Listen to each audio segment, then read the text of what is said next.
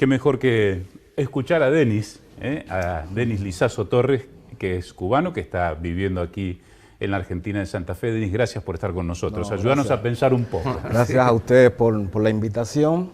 Lo he escuchado atentamente. Sí. Desde mi posición discrepo de por lo menos de algunas definiciones que usted ha dado. Está bien. Es válido. Probablemente eso es lo que por ahí no esté sucediendo ahora en Cuba, que la gente, si bien siempre hemos podido expresar las cosas que hemos necesitado expresar, el hecho es que no se puede omitir el contexto en que Cuba ha estado por 62 años coexistiendo. Y hablar de régimen, o sea, Cuba es un país sitiado. No es ya hace 11 años que estoy acá, no es un verso la historia del bloqueo. El bloqueo existe, el bloqueo es real. Eso provoca, en mi opinión, o sea, esta es la opinión de Denis Lizazo Torres. Está bien. Del cubano que soy. Hay otros cubanos que piensan diferente a mí acá en Santa Fe y es válido su criterio también. Para mí el bloqueo representa el 80% de la situación que hay en Cuba. Si vemos, o sea, estas imágenes que estamos viendo ahora, ¿qué es lo que llevó a la gente el domingo a salir a la calle? Una situación, el explote por la pandemia, pero ¿por qué Cuba ahora está en el pico máximo de la pandemia? Lo que ha vivido cada uno de los países mundiales en esta pandemia le tocó a Cuba ahora. ¿Por qué Cuba tuvo que abrir de nuevo el turismo? Porque es la única vía que tiene de ingresos de divisas. Y la cepa delta, que es la que está incidiendo en muchísimos de los casos, fíjense que la ciudad de Matanza, Varadero, turistas rusos, es la causa de por qué ha llegado la cepa delta a Cuba, pero es porque el turismo es la única fuente de ingresos. O sea, es un país que el 23 de enero, si mal no recuerdo, creo que fue, las Naciones Unidas, o sea, volvió a votar en contra del bloqueo que Estados Unidos, o sea, la necesidad, la resolución que Cuba presentó, necesidad de eliminar el injusto bloqueo contra Cuba. De los 193 países que están reconocidos en la ONU, o sea, solo Estados Unidos e Israel votaron en contra de esa resolución. 3 abstenciones, lamentablemente de Latinoamérica, Brasil y Colombia fueron los 2 de los que se abstuvieron. Entonces, es una situación que, o sea, ha logrado, tengo que decirlo así, o sea, el bloqueo ha logrado lo que siempre ha pretendido, que es asfixiar económicamente a un país que tiene un sistema político diferente. O sea, porque sea un sistema político diferente, o sea, por eso yo discrepo cuando usted decía régimen, lo de los Castro. Nosotros no nos referimos por régimen a cualquier otro gobierno. Digo nosotros, la humanidad, en la historia, no se refiere por régimen a ningún otro sistema político diferente. O sea, no sé, tenemos en Dubái, por ejemplo, por mencionar países, y no se le llama régimen. Entonces, ¿por qué con Cuba es esa? Voy a hablar de Cuba nada más. O sea, lo que digo es que los países diferentes como Cuba son los que se les pone el ojo o la lupa en esas condiciones y que no es un país que se está desarrollando por 60 años de una manera normal. Es cierto que hizo una revolución, es cierto que se enfrentó a la principal potencia del mundo, eso tiene un costo. Bueno, pero también estuvo aliado a la Unión Soviética, es decir... En su momento estuvo aliado a la Unión Soviética, es decir, en contrapeso con el bloqueo de Estados Unidos. Disculpe, pero ¿por qué se alió a la Unión Soviética? Sí. Porque, o sea, la historia es muy larga, no sé si tendremos tiempo para relatarla. Sí. Pasa que a partir de la reforma agraria que la revolución triunfante cubana estableció y empezaron a perder privilegios los Estados Unidos, la burguesía, fue que Estados Unidos empezó a tomar las primeras medidas en contra de Cuba. La revolución triunfó el 1 de enero del 59 y ya en el 60 estaban los Estados Unidos tomando medidas cuando se negó Primero, a no comprarle la cuota azucarera, siendo Estados Unidos el mercado, el principal mercado del azúcar cubano. O sea, ya desde el año 1960 empezaron a tratar de revertir ese movimiento que, o sea, es cierto que tiene un montón de deficiencias, un montón de cosas por cambiar, lo que en el contexto de una plaza sitiada, yo no estoy de acuerdo, por ejemplo, con las situaciones de enfrentamiento, por ejemplo, el llamado que hizo el presidente Díaz-Canel en su alocución del domingo, cuando salieron los manifestantes y después él llamó al pueblo. ¿Entendés que tienen derecho a manifestarse? Considero que sí. Claro, yo estoy acá en Argentina, uno ya tiene otra visión, vemos manifestaciones constantemente, o sea, no es un problema que la gente exprese un malestar por una situación, pero además, o sea, la situación crítica en Cuba es real, tampoco se puede negar.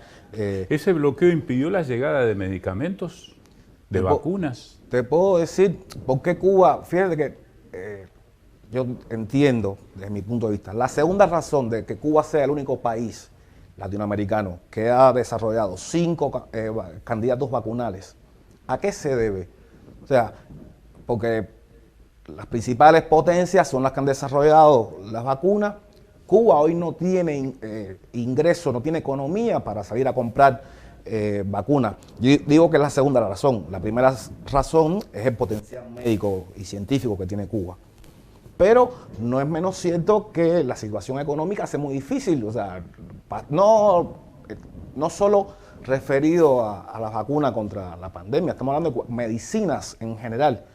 Por ejemplo, nosotros acá estamos participando de una ayuda humanitaria, o sea, hay una cuenta bancaria, ya hace 2 meses hubo un envío de medicamentos de colaboración, o sea, pueblo argentino, cubanos residentes acá en Argentina, dieron un aporte, se hizo una compra y eso se envió a La Habana de jeringuillas y todo eso.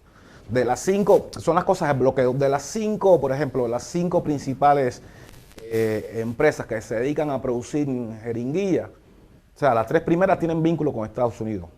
El bloqueo no es, porque incluso está el debate que si es un embargo, si es un bloqueo.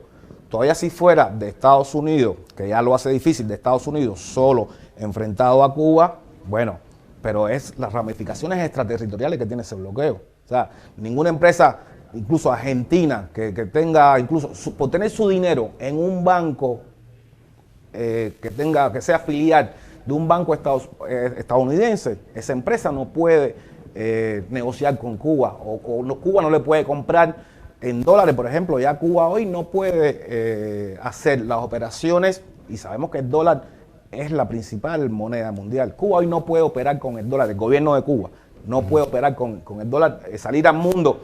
Por supuesto, vivimos año 2021, no es que uno sale con 3 maletas llenas de dinero y va y compra en cualquier lado fuera. Ya hoy todo, sabemos cómo se mueve la economía mundial. Pero, ¿y crees, Denis, que esta manifestación tiene que ver únicamente con el tema de la pandemia? No, aquí es la confluencia. O acá está demostrando otra cosa. Es la confluencia de un grupo de factores. ¿De qué estamos hablando? Bueno, si no hay que minimizar. El problema es que por la falta de vacunas o pandemia. No. Acá es una coyuntura, y estoy diciendo, o sea, porque de hecho, por ejemplo, hasta el año 91, o sea, la situación en Cuba económica, o sea, el bloqueo que está desde el 63, no se sentía en Cuba hasta el año 91 con la caída del muro que usted mencionaba. A partir de ahí es que empieza a agravarse la situación, bueno, el periodo especial, todo eso. Pero estamos hablando desde el año 91, es ¿cómo decirlo? O sea, es la conjunción de un grupo de factores, de una asfixia económica. Ahí la gente está protestando porque, por ejemplo, los apagones que tenemos en Cuba, o sea, por la crisis energética, pero fíjate como todo, desde mi punto de vista, todo termina en lo mismo. O sea, Cuba para comprar petróleo necesita de un barco, porque es una isla. Cuba no tiene recursos como Argentina, que tiene petróleo, gas, litio, Sí. agua. Entonces, sí o sí hay que ir a comprar petróleo fuera. Las compañías navieras, por ejemplo, desde la Rey Torricelli, que creo que es el año 92, las compañías navieras le ponen un impuesto más a Cuba, porque un barco que toque un puerto cubano tiene que estar 6 meses sin poder ir después a los Estados Unidos. Y estamos hablando de comerciar con la principal potencia. O sea, yo soy tengo una empresa naviera y un barco mío va a Cuba, y como sé que va a estar después 6 meses sin poder ir a los Estados Unidos a transportar lo que sea, yo a Cuba le cobro la diferencia esa que me va a costar a mí ese barco, no poder después hacer negocio en los Estados Unidos. O sea, llevar comercio a los Estados Unidos. Y entonces lo que por ahí puede ser el costo, no sé cuánto pueda costar comprar un barco de petróleo, sí sé que a Cuba le cuesta 2 veces más de lo que cuesta normalmente. Claro. Te aclaro, Denis, que yo no formo parte del movimiento anticubano de Miami. Es simplemente una visión que uno tiene desde aquí. Yo he visitado Cuba varias veces también. Sí. No. Y vi que hay carencias muy serias, carencias muy serias. Es real, el que niegue eso está ciego. O sea, que niegue eso, no es esa, o sea, mi postura no es eso. Está bien. Lo que yo planteo es por qué llegamos a esas carencias, y que no es una cuestión. Yo en lo personal no creo que el gobierno, por lo menos el gobierno cubano, o sea, quiera tener a su pueblo en esa situación de crisis. O sea, que es difícil, que es muy feo. O sea, las cosas que yo estoy constantemente comunicado, tengo en Cuba a mi mamá, amigos. Es duro. También hay que tener en cuenta que la mayoría del pueblo cubano sigue eligiendo ese sistema político, por las razones que sean. Hasta hoy por lo menos así. Y lo que pasa es que ya, Denis, pasaron ya 2 generaciones desde el 59 hasta ahora viviendo bajo ese régimen. Bueno, no te gusta la palabra régimen, ¿no? Pero bajo ese sistema político. Es decir, tal vez no viendo otros sistemas políticos del mundo, qué sé yo, o no pudiendo ver otros sistemas, pero ya son 2 generaciones viviendo bajo el mismo sistema. Esto a lo mejor no quiere decir no quiere decir que estén de acuerdo con eso. No. Coincido contigo. La respuesta que te puedo dar a eso es, o sea, mi experiencia personal. Sí.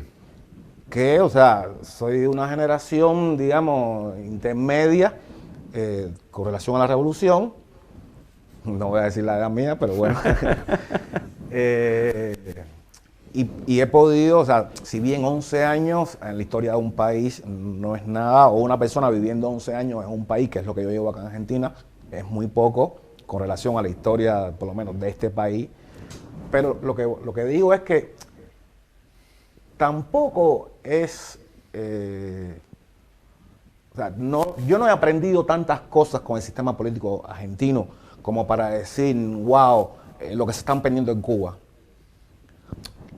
Tenemos nuestros problemas también.